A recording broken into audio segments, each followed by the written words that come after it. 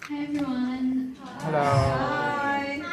I got the verse Luke 23:43. Truly I tell you, today you will be with me in paradise. And this was when Jesus was already on the cross, and he had two thieves on either side of him. And one of the thieves joined in with the majority of the crowd and mocked Jesus. He says in Luke 23:39, "Aren't you the Messiah? Save yourself and us." So that thief decides to mock Jesus and make fun of him and throw insults at him. But the criminal on the other side of Jesus rebukes him and says, "Don't you fear God, since you are under the same sentence. We are getting punished justly, for we are getting what our deeds deserve. But this man has done nothing wrong."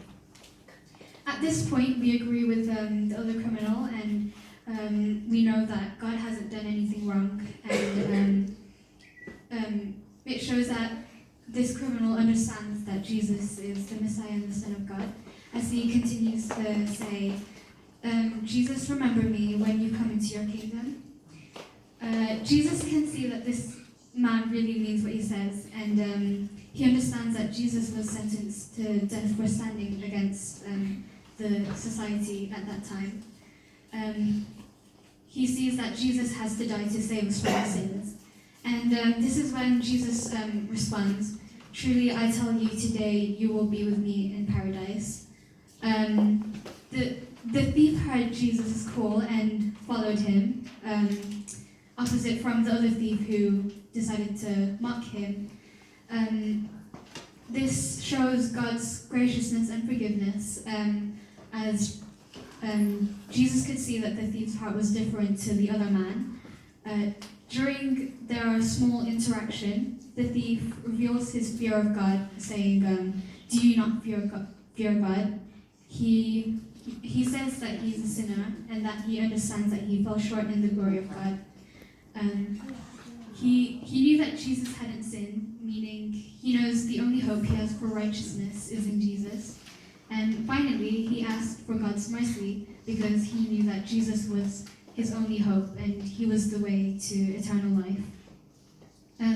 Jesus responded, "Truly I tell you, today you will be with me in paradise," because he understood how hard it was for people to actually believe that God would forgive and save them. At that time, they didn't believe Jesus was the Son of God unless they saw a miracle happen in front of them. So Jesus understood that it was quite hard to get people to understand that. But it links to now. It relates to people now, because I know many people don't think that God could forgive someone like them. But from this moment, you can see God's love and forgiveness, and the joy of being in paradise forever knowing Jesus. You might question why Jesus immediately forgives him and promises the thief that they will be together in heaven. It's because you can really see the thief turned his heart, and he truly believed in God in his last breaths. And yeah, some may not approach God now because they feel like they don't deserve it. But Jesus will know, like, if you believe in him and know that he will save you. So my question is, will you join God in your last breath? And don't wait until you are on your last breath to ask God for forgiveness. Thank you.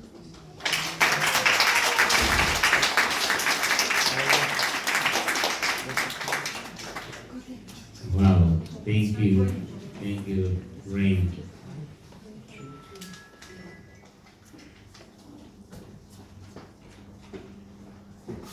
Oh, Desiree.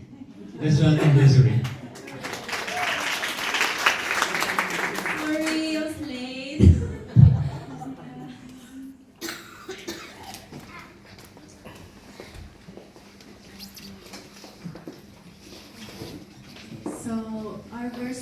it's Luke 23:43. And one point that I'll make is, I think Ray mentioned about the robber on the cross, about forgiveness. And I say it again, Jesus answered him, I tell you the truth, today you will be with me in paradise. And despite being in the last moments of death, Jesus promised straight away that he would immediately be in God's presence with Jesus, even though he committed wrong as a thief. And in life, sometimes we might feel like we don't deserve to be forgiven, but as Jesus forgave that man on the cross, immediately it shows that we can be in his presence as long as we are vulnerable to him and we ask for his forgiveness. Also, the book of Revelation also speaks about paradise. So in Revelation 2:7, he who has an ear, let him hear what the Spirit says to the churches. To him who overcomes, I will grant to eat of the tree of life, which is in the paradise of God. And this is like a reference about the tree of Revelation. And back in Genesis, in the Garden of Eden, that tree of life was lost because of temptation by Eve. But then it is regained again through Jesus' sacrifice on the cross. And I relate this verse personally, how we might have like rough storms in life. For me, like school pressure in A-levels was like really hard, and also like pressure with careers, and also like getting grades for university because it's really competitive. And sometimes we might take his presence for granted and we seek other things.